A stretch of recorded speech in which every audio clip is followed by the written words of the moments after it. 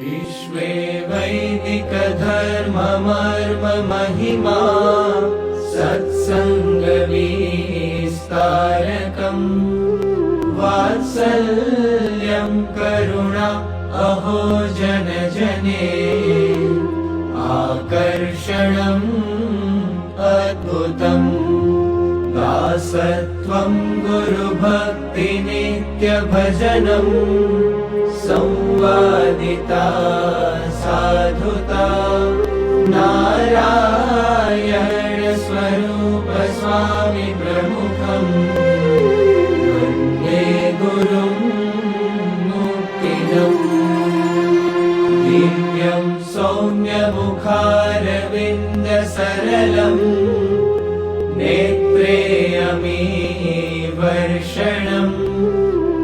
निर्दोषं महिमामयं सुहृदयम् शान्तं समं निश्चलम् निर्मानं मृदु दिव्यभाव सततम् वाणी शुभा निर्मला वन्दे केशवजीवनं मम गुरुम् स्वामी महन्तं सदा।